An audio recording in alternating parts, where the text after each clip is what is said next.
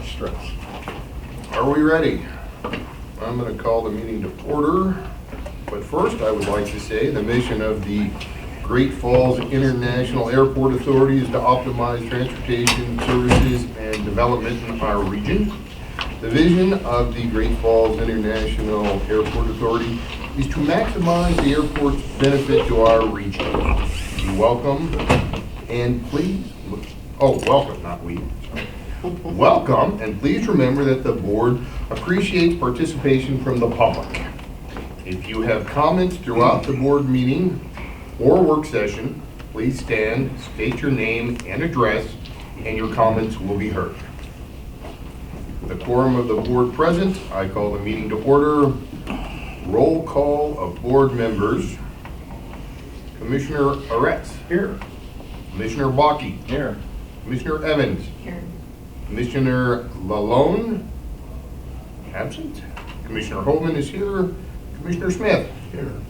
Commissioner Tembo. Present. Thank you. All righty. Well, shall we stand for the Pledge of Allegiance? I pledge allegiance to the flag of the United States of America and to the republic for which it stands, one nation, under God, indivisible, with liberty and justice for all.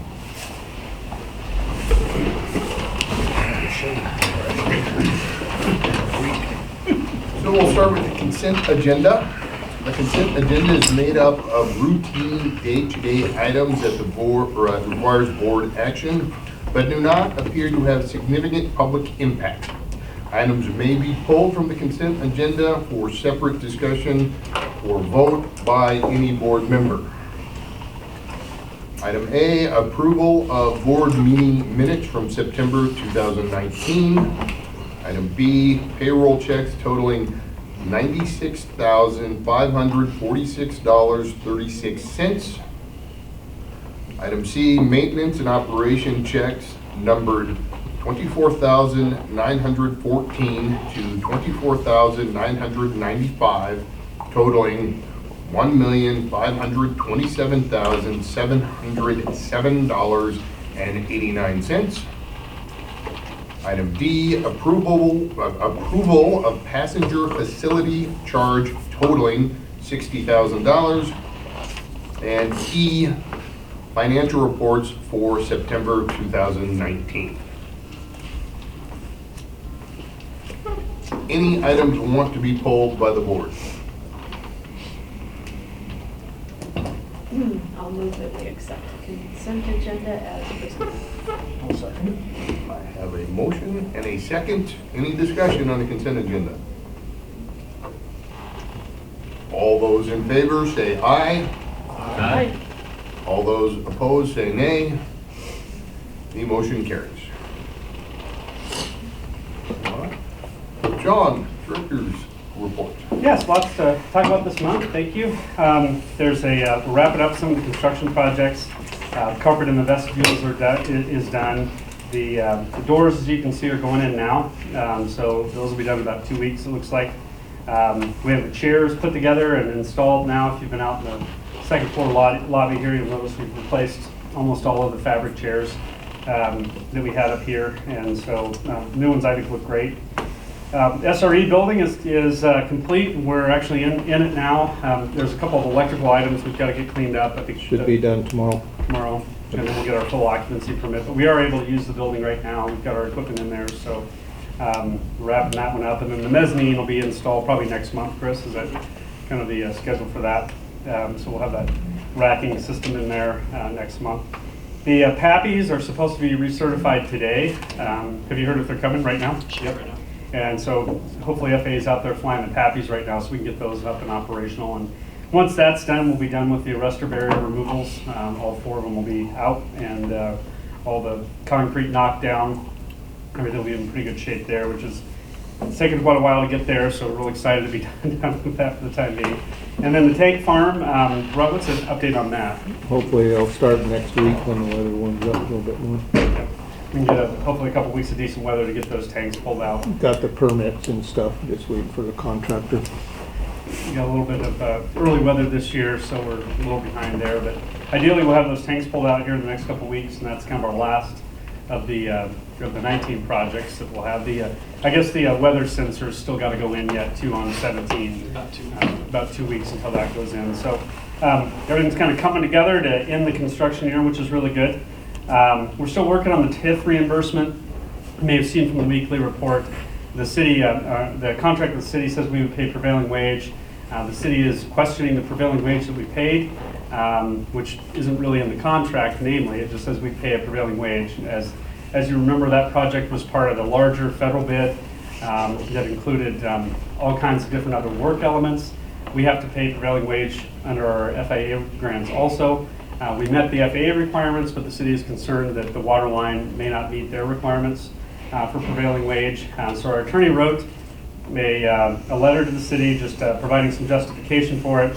And I understand that Nick just got a reply back from the city attorney, which he has not read yet. So hopefully we'll get that resolved.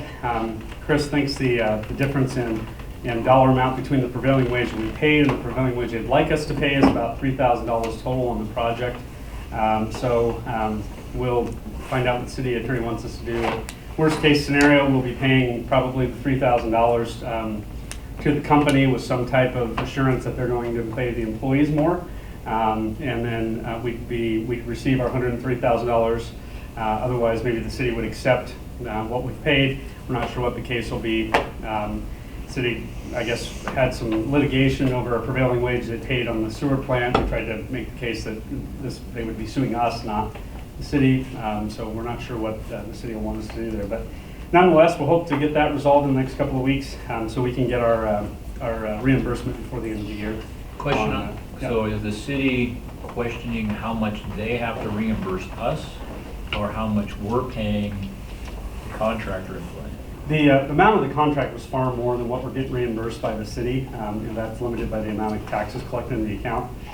So it really has nothing to do with what they pay us. What they're worried about is what we paid the employees. It's like I said, it says in the contract we pay a prevailing wage, but it doesn't say which one. There's all kinds of categories for prevailing wage. Because this is a component of a larger project, the engineers picked the prevailing wage they thought was appropriate. Obviously, it was bid that way, and the contractor accepted it. The employees worked for the contractor. The work was completed, and no one's complaining. But because this small work element of that bigger project is a water main, the city would like us to pay a heavy construction rate as opposed to a normal construction rate. And so that's kind of what it comes down to. Really, the dispute is between, sort of no one and what we paid. The city sees what we paid, but no one is on the other end of that saying you should have paid or I feel entitled to or anything else. It's just right now it's the city saying you should have paid X. Gotcha. And so we'll see what everyone thinks when we get through that, through the attorney work now, find out what everyone thinks we should do. In the worst case scenario, we think the impact would be another $3,000. Is there any precedent of this with other projects we've done?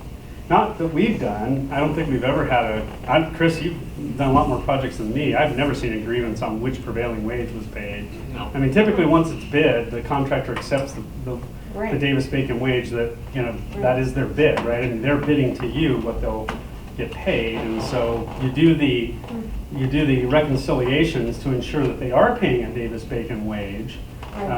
During the project, but I've never seen a dispute based on the kind of wage category that's been paid. So we'll see on that. The audited financials are in, the drafts anyway, and we're making some comments to those. We'll continue to review those in the next couple of weeks, and then the finance committee meeting is what, the 16th? Is that right? 19th. So right before Thanksgiving, the finance committee will meet. Ideally, we'll have those for the November meeting. We always like to get that done. It's possible we could have a brief meeting before the Christmas party in December if we have to. We've done that before. But I think this time we're only losing, is it one board member? Yes. Which is Sean. And it's going off this time, I guess. So, Okay. For what? this is the end of the cycle for. Yeah. Losing.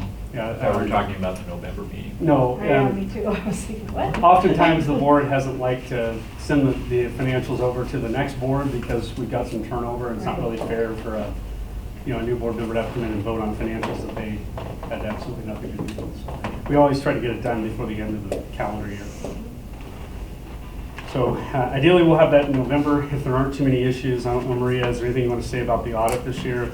The audit is like clean, but there's one finding. It's depreciation again. It's normally we've been before on depreciation, but this time it's on the way it was presented, and like every year we've always struggled on doing our depreciation on a worksheet on an Excel, and 90% of our assets is like capital, so subject to depreciation, both the federal and the non-federal. So I think it's time for us to go like use technology and have better technology like a software. And I've been trying to do that since I got here, but like there's a lot of things going on. But this time I think we really have to. And I'm still reviewing it. It's just like, I think there was a duplication of entry on one item. So, but it's a sizable that it's get to the threshold of like what's reportable and what's not reportable. So, and it's a human error.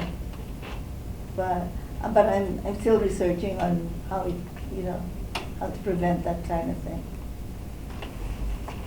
But other than that, the results are similar to the previous years. Other than that, so. It looks like we'll finally crest 4 million in revenue this year, which would be our highest revenue mark.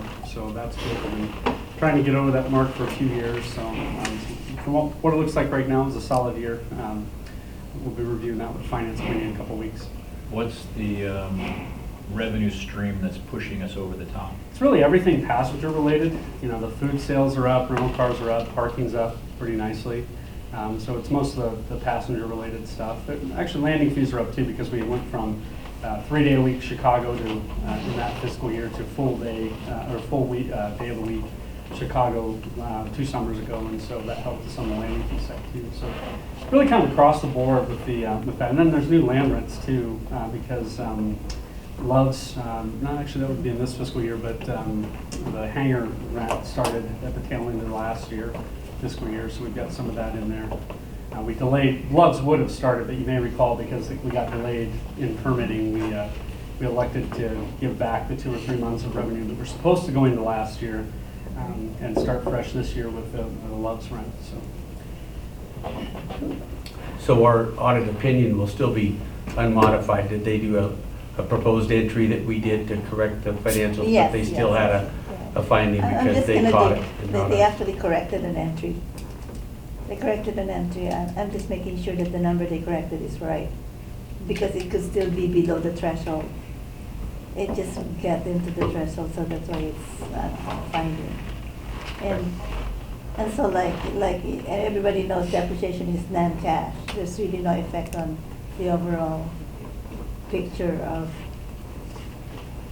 the financial reports. But yeah, but on a better note, we hit over 4 million in revenues. This is the first time ever. But so everything is good except for that one. Yeah. And that's all I have on the director's report. Well, I'm sorry, Commissioner Bakke wanted to talk a little bit about employee parking. So as you may recall, 2 years ago, 2 summers ago, not this summer, but the prior summer, we went out and redid the rental car lot and the employee parking lot. We reconfigured the way those lots line up and fog sealed that area, tried to add some lighting in that area. Everything we could do to kind of spruce it up a little bit. And over the last year or 2 or even 3, since the employees started parking out there, we've had some slips and falls in that area. And so at the start of this season, around September, TSA came to us and said, hey, there's not enough parking spots, and that kind of started a general discussion about the parking lot.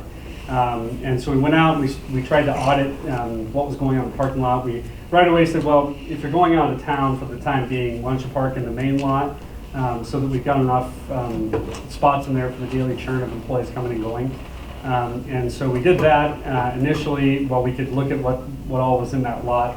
We did find some things that shouldn't have been in that lot. There were some rental cars that were being stored in there that didn't belong. We found one fella who goes on business trips and rents a car, and he was parking in there. I'm not sure where he got that idea, but he would leave his car in there and then go. And so we cleaned some of that up, and we came up with some new procedures to have the police write tickets in there so that we can enforce that to ensure people aren't abusing that lot.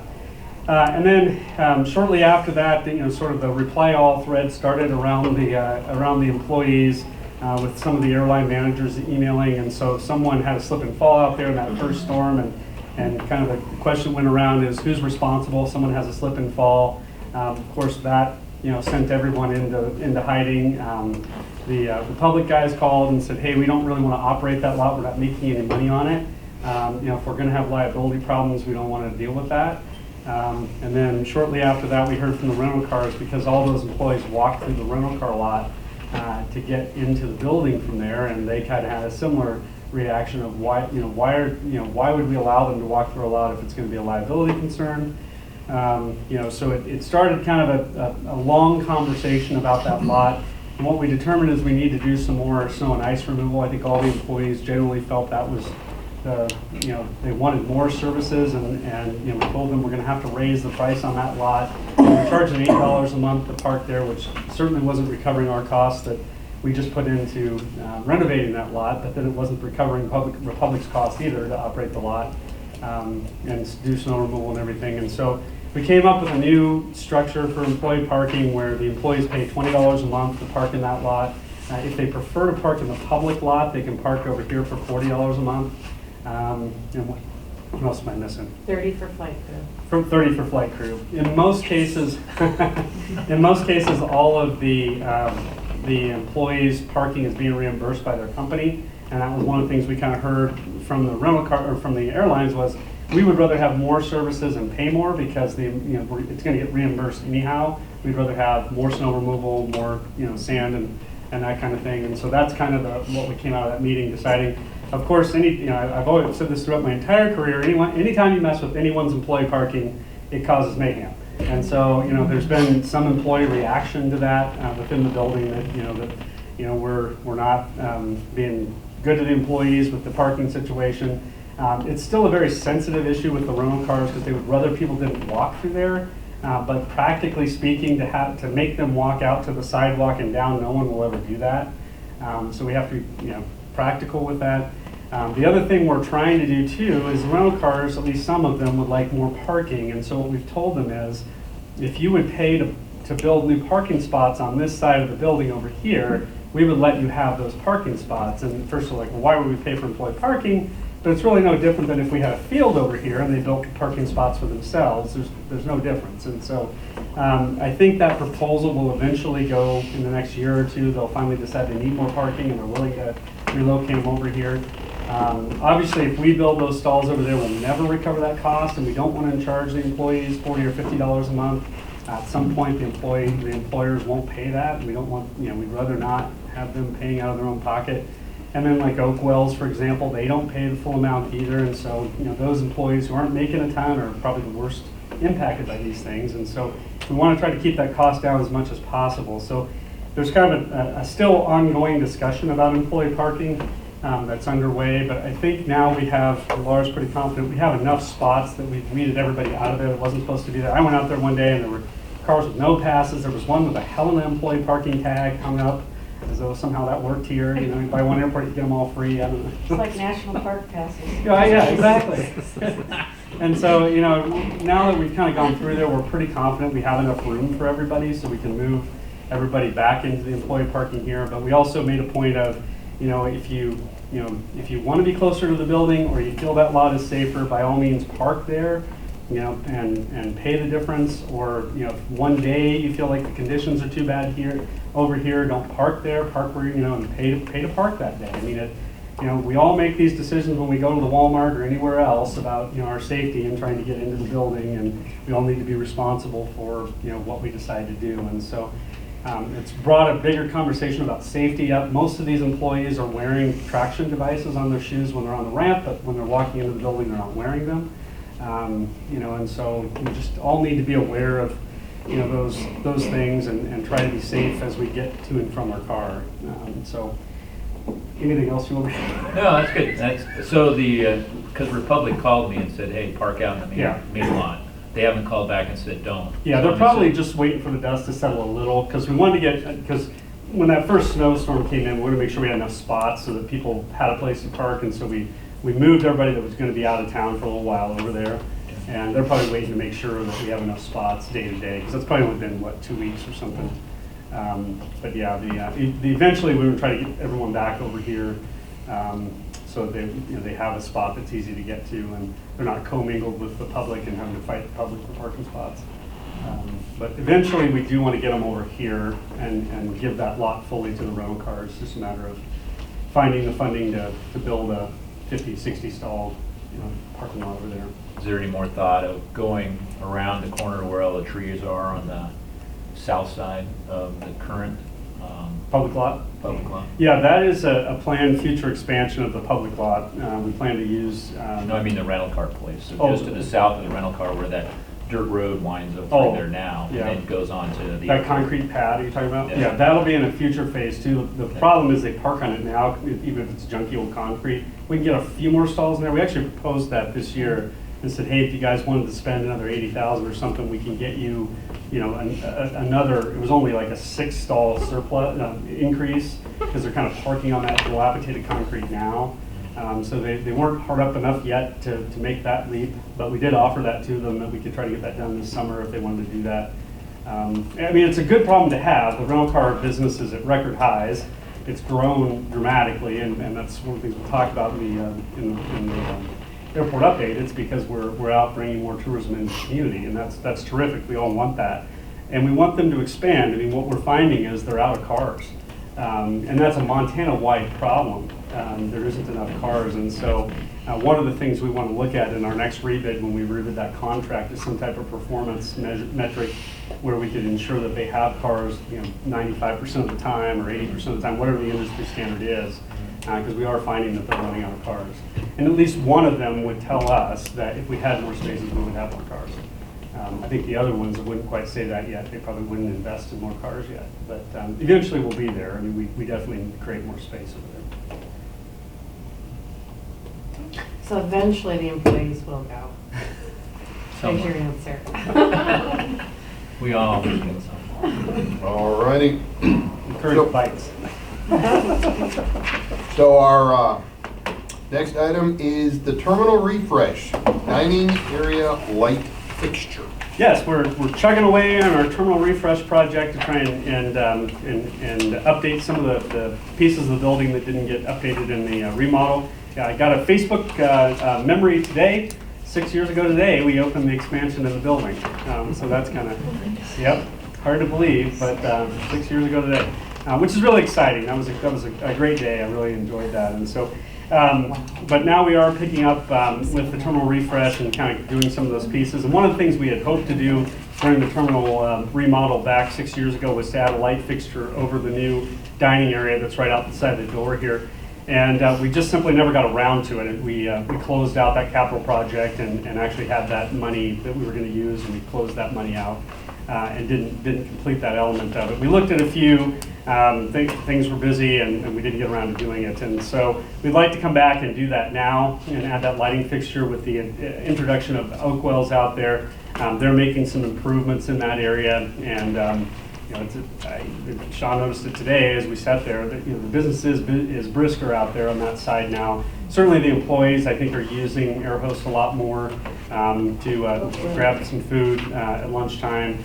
And I think we really want to put that lighting fixture up there to kind of accentuate that area is a dining area separate from other parts of the building, so that people will look over there and potentially take advantage of that. And so we'd like, unfortunately, if you look at that ceiling out there, it's just a steel deck. It's not a load supporting type of ceiling, and so we'll have to add some cross membering up there to support a light fixture. We'll have to we'll have to pick a fixture that isn't heavy, and so the combination of those two things with the size of that area, we think it's going to take about $10,000 to get all those things done. And so we I'd like to ask the board for $10,000 to purchase a lighting fixture. Is that memo not in here? Am I missing it? It's there. No, it's It's there. there, okay, I'm just on the wrong page. Aha. There we go. I have mine. It's backwards, there we go. So we'd like to ask for $10,000 to purchase that lighting fixture and the ceiling upgrades it would take to get that lighting fixture in. Is there any other terminal refresh projects that are, you guys are gonna try to do during the remainder of this year? Or is this the No, last one? this would be the last of this fiscal year's projects. We do have some. Our goal is to spend about $250,000 a year for the next 3 or 4 years to pick up those few projects here and there and get them done. And then we'll have the, in fact, Tim Peterson just walked in. We'll have the bigger project in the 2022-2023 timeframe that'll do building expansion, remodel type of things, and the larger components. And so we've got 1 or 2 more years of kind of what I call just refresh, general picking up things, and then we'll be blowing out that downstairs area, ideally putting in a new baggage system, changing the facade of the building, all the bigger elements with a debt issuance about 2 to 3 years out. Maybe we'll want to move that up at the rates that we're taking. Keep on. Especially if they go negative. Yeah, we get Pay you negative. to do the Did Do it in a hurry. Did you mean the last of the fiscal year or the last of the calendar year? The last of the entire fiscal year. Oh, really? We're pretty much done with our spending for this fiscal year Oh, on okay. that terminal. Yep. This is the last component. Okay.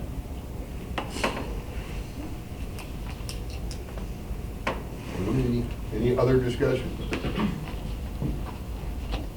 I move that we approve the funds not to exceed $10,000 to install a new lighting fixture in the dining area. I have a motion. I'll second. I have a second. Any additional discussion? Do we have a fixture design in mind? No, ideally we'll buy something off the shelf. Actually, Tim helped us look at a few years ago, and we'll probably revisit some of those lodge style fixtures. A lot of elk antlers hanging from it. What about an Do airplane? have, An airplane? Outline. There we go. Yeah. All right, having a motion and a second, no further discussion. I will call for a vote. All those in favor of the motion, say aye. Aye. All those opposed? Motion passes. All right. I guess we don't have any. So, with that, I will ask for comments from the board. Commissioner Smith. I got a call from a friend of mine, I directed him to you, but they live out west here, and they're really concerned about the development out there. Mhm. I don't know if the airport's pushing or not, I told him to check with you. We did comment. We asked that, and we got a call too from, I'm not going to remember the name. Ryan. Yes. Yeah. We got a call from one person, I think it's kind of their family farms up in that area, and they're worried about development. The development that, we talked about it back in June, I think it was, but the development is just to the west of the proposed third runway. It's outside of any sensitive zones in terms of affecting flight, but that area will have low overflight. It's probably in the 65 DNL potentially, it's hard to tell. But it looks like it could be in the 65 noise contour, which is the FAA considers a sensitive area, but not an area that they would ever want us to mitigate. And so what we asked the county to do, if they would, is consider requiring navigation easements on every one of the lots sold that would attach to the deed. And I actually found that email this week and sent it out to the other citizen we heard from, along with a map showing how it interacts with the third runway. And so our read on it is it's probably okay, but we would want to get those navigation easements that where the owners and future owners, as they buy it, are acknowledging there's overflight, there's sound, there are impacts from airports, being in the vicinity of airports. Certainly a lot of airports have development in that area, but as I pointed out this week to Commissioner Evans, I mean, we are beginning for the first time somewhat, aside from West Hill, to see encroachment on the airport. Which is something every airport deals with. I don't think this is necessarily a harmful area, but with encroachment, you get over the years questions about airports, more interest in the airport in terms of the noise level, those types of things, and we're starting to see that now at our airport. When DIA was built, it was in the middle of nowhere, and now I think they field 10,000 noise complaints a year. It's really amazing. Yeah. I guess I would say I don't have real concerns with that development. I would very much like the county to require the abrogation easements. And in my discussions with the county commissioners that I've seen since then, it seems like there is support for it. We'll probably be fine unless they get F-35s back at the Guard. Well, then we're all in trouble. That's right. That'd be really loud. Commissioner Timbo, None. Commissioner Aretz, It's going to be a snowy winter, I think. A lot of snow removal. Commissioner Evans, Nothing, thank you. Commissioner Walkie. Apologize for not making the last one, but could you do just a quick overview on what we achieved from the September board meeting on the city street assessment, the whole concept? What did we gain from that? Yeah, so the street agreement tried to undo some of the shortcomings in the annexation agreement from 1995 or 9. I always get that date wrong, Laura, do you remember? I'm going with 5. It may have been 99. Okay. The annexation agreement, when it was done back in those early days, said a couple of things that didn't come to fruition. The first of which was that we were going to pay street assessments. The problem with that is the FAA prohibits impact fees, and the letter that was received back in April indicated that the FAA sees the street assessment as an impact fee, so we can't pay it. So that was the first thing, and as best we can tell, I think both us and the city have looked into it, the airport never did pay those street assessment fees. And so there was that administrative fee that was kind of 10%, I think it was 7% of the amount that was paid for a while, but we never actually paid that. And then the second thing that it said was that the city, and the language is real confusing, it's actually mentioned in 2 different places, but it says that the city would retain ownership of the roads more or less and maintain them. There's 2 problems with that. Number one, the grant assurances, which I actually pulled them out recently and gave them to the city when this was on the city agenda, indicates that the Secretary of Transportation has to approve any transfer of the land outside of the airport boundary. And the FAA sees the airport as its own entity no matter who runs it. So if we handed the airport over to Smith's to run tomorrow, and Smith's handed it to Target, and it went around town like that, no matter where it ends up, the FAA will always bind the airport land and the monies received here with those same grant assurances. So the city wasn't allowed to keep the land, as it said in the agreement, because the Secretary of Transportation never authorized a transfer. So when they transferred the land to the airport, the road land would have had to go with it. Now, it is possible that they could have kept the land and kept the responsibility for the road and maintenance of the road without owning the land. That happens, and for instance, the first part of the road here was DOT owned the land, but the city maintained it up to the water tower until we took over ownership of that whole thing a couple years ago. But they never actually maintained the roads either, and so even though it said in there that they would maintain the roads, it was always, as best all of us can tell, it was always the airport that was plowing the roads, fixing potholes, and indeed we can see a very clear lineage of grants that were used to build those roads and then rebuild those roads over time. So airport grants were always used to do the heavy reconstructions of those roads throughout the time that those roads have been around. So, these couple of things were kind of in that agreement, were never really fixed, and we had disagreements about how to interpret that language, how to do things day to day between us and the city. And so this was an attempt. Initially, the city had drafted the agreement that I think the board saw in May, about May, June timeframe, and it was a separate agreement, which is called, I think it's agreement, that tried to undo that. And my comment back to that was, the problem is now we'll have two documents that say different things about the roads. Why don't we go back and amend the annexation agreement from 95, because that's going to be a lot clearer. And so that ultimately is what happened, is we instead amended 95 with this new language.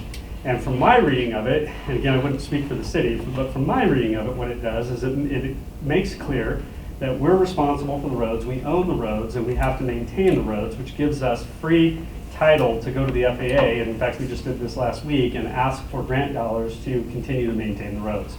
So our project for our summer 2020 program is to rehabilitate a portion of that road. We had to clarify that title in order to submit that project to the FAA, because in the process of messing with street assessments over the last couple of years, they became aware of the language in the annexation agreement that muddied the water on who owned the roads.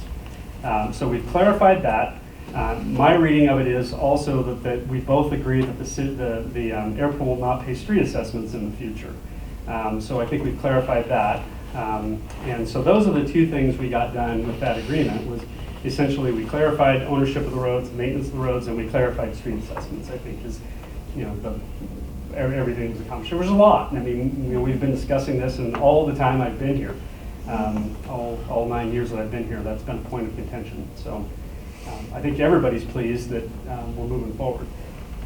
And the access to the 911 building is no longer an issue? So that was in the agreement, the other agreement that was passed by the city in the last 60 days or so. That was in the development agreement for Loves. And so that's sort of a separate thread. They're somewhat related in that the city wanted to ensure that we were going to operate these roads as public roads, which under state law in most states, in fact, we're considered a municipality. So we could never cut the road off and not allow someone to access their property because we are considered a municipal government. So they're related in that sense, but the Loves development agreement, the Loves project is going to build a new road adjacent to the 911 center, which will provide a new access point to the 911 center. And as the Loves folks are developing, they added in some county land into the parcel they're leasing from us, which they bought from the Swansons, and that had to be annexed into the city because it's outside the city. As part of that, the city wanted a development agreement with Loves, and they also wanted they wanted to lump us into the development agreement. And so we had a lot of trouble with that agreement initially because we were combined in the same entity. They just called us the owners. And obviously if Loves doesn't build the water line that's got to be built, or build the sewer line, or do the things, we didn't want to be responsible for that because it's not our project. And so it took us some time to untangle that over the last, well, I think we finished in June, I think we started in March. But in the process of that, you may remember the board had directed us to try and not be party to that agreement because 98.5% of it doesn't deal with us. And so we continued to tell the city we weren't interested in being a party to that, we weren't interested in being a party to that. We got down to the end when the project was going to be delayed, and the city essentially said, well, you have to be. So in those discussions, as they pulled apart owners and said, you're responsible for this, you're responsible for that, what we found was the airport was being left with having to retain ownership to the 911 center.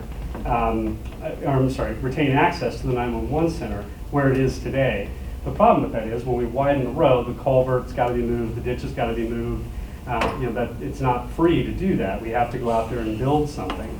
And so there was a little bit of dissension around that issue that now we have to add this to the Loves lease that was already done several years ago that's just lost revenue. And we'll lose about a year of revenue to make that happen. But it was worth it to see the Loves project move forward. And so ultimately we got just enough votes from the board to approve the development agreement, and the city also approved the development agreement, and Loves has signed it since, and that piece of it's done also. So they're not that related. They're related only in the sense that the road there kind of touches both the Loves project and out in front. And then the last issue which remains that we haven't really addressed is Airport Avenue B. And that's the road across from the main gate that we would like to close and put that traffic onto the new Loves Road.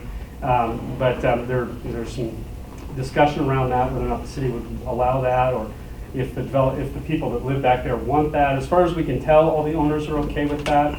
But our plan right now is to get the Loves Road built And once everybody sees that it's a nice commercial road and will actually be maintained, then we'll attack that issue again. Since the board approved it, you may recall about a year ago, the board approved our acquisition of the old highway right-of-way from the Swansons.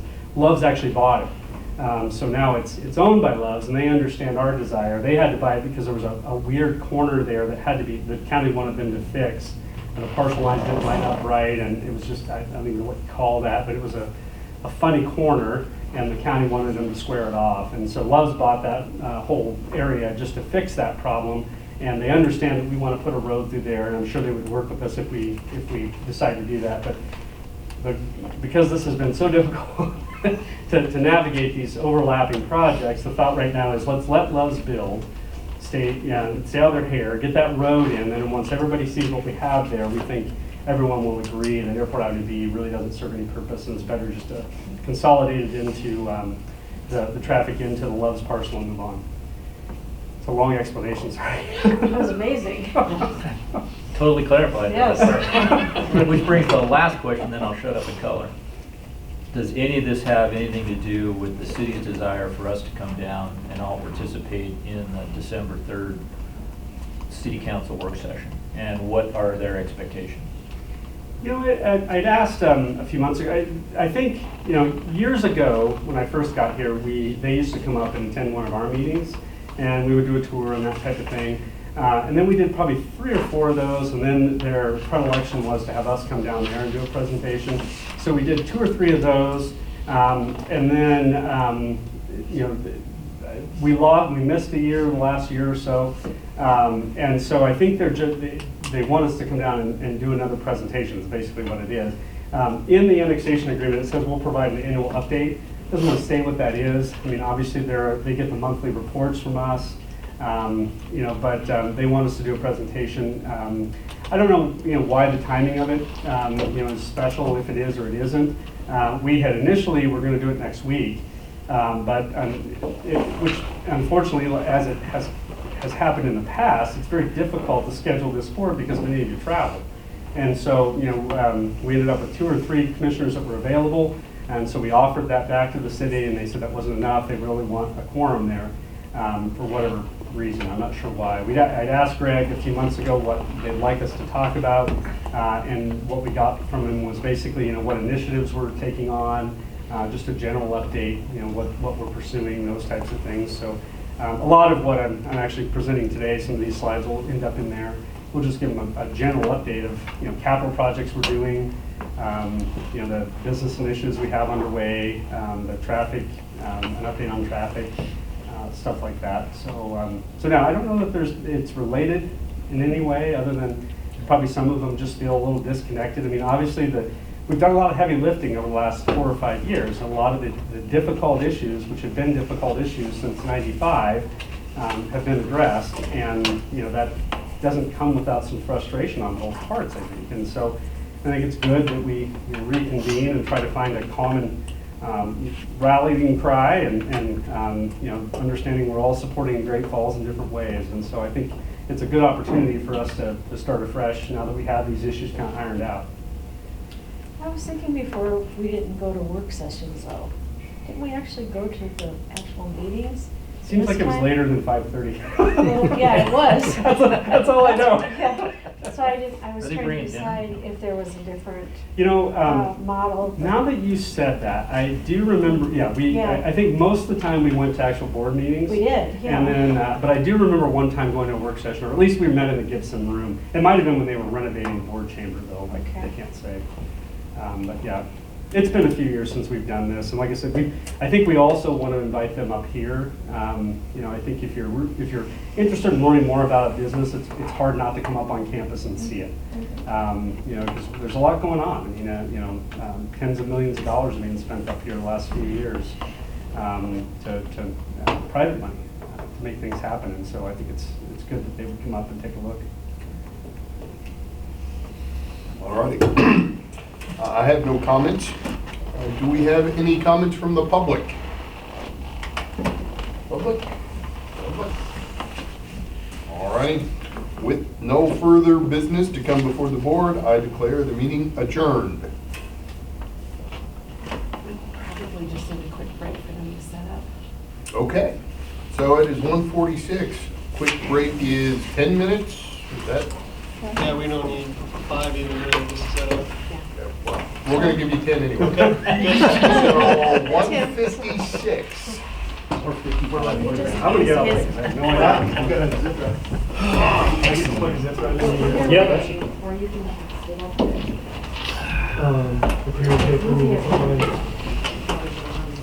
Did you get a call? The latest rate, sorry, some Did you call the city? Oh, market rates went up. Do you have the? Yeah, there should be two.